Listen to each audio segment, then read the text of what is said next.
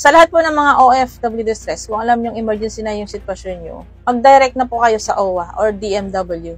Meron po silang hotline or number na pwede nyo tawagan. O kaya yung pamilya nyo po, papuntahin nyo po ng DMW or OWA.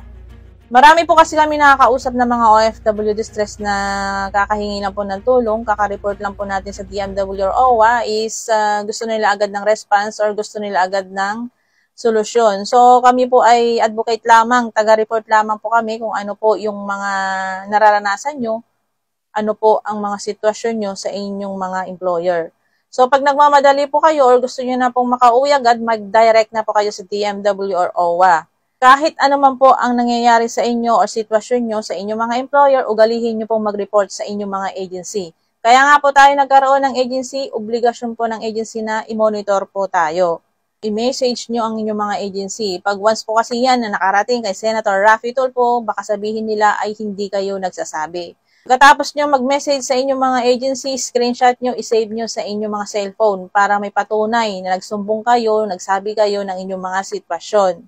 Ang nangyayari po kasi ngayon, pag may nangyari kay OFW, nagsisisihan ng bawat isa. So, ang gawin nyo po, mag-report po kayo sa inyong agency, screenshot nyo, isave nyo sa inyong mga cellphone, or ipasa nyo sa inyong mga pamilya para may kopya sila. Ang nangyayari po kasi ngayon is nagsisisihan sila. Ganyan naman sila eh. Kung may nangyari, doon sila nagsisisihan. Napakatagal na panahon na po yan. Ang daming namamatay. Hindi lang po lahat binabalita. Hanggang ngayon, hindi pa rin malutas-lutas yung mga abusadong employer. Totoo nga yung sinasabi ni Senator Raffy Tulfo. Halimbawa, yung isang agency, pinasara. Magpapalit lang po ng pangalan yan, pero yung mga nagpapatakbo, sila pa rin. Napakadaling magpalit ng pangalan ng isang agency. Kukuha lang sila na ulit ng lisensya. So, may mga pondo naman ng mga yan. So, totoo yung mga sinasabi nila. Yung employer naman, kung halimbawa na pa-blacklist ang kanyang pangalan, gagamitin yung pangalan ng kapatid niya, ng nanay niya, ng anak niya. So, tayong mga OFW ang kawawa. Pero sana, bago nila i-deploy ang isang OFW, alamin muna nila kung anong klaseng employer yung pagbibigyan nila ng worker. Para hindi naman kawawa yung OFW, di ba? So, hindi po natin alam kung makukuha nila ang hustisya. Kasi lumabas po sa autopsy nung namatay sa Saudi Arabia is overworked po siya. Ganyan kasi yung mga ugali nila hanggat nakikita kang nagpapahinga. Utos yan ng mga utos, kahit linis na, ipapalinis pa sa'yo ulit. Kaya mahirap pong magtrabaho bilang isang kasambahay sa bansang Middle East. Yan po ang paulit-ulit po naming sinasabi.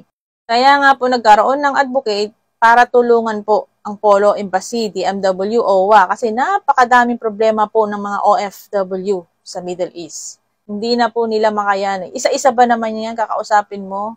Isa-isa ba naman yan? Kukunin mo yung information? Aayusin mo pa yun, tatanungin mo pa kung anong problema, buong detalye, di ba? Ilan lang ang tao sa Polo? Ilan lang ang tao sa embassy?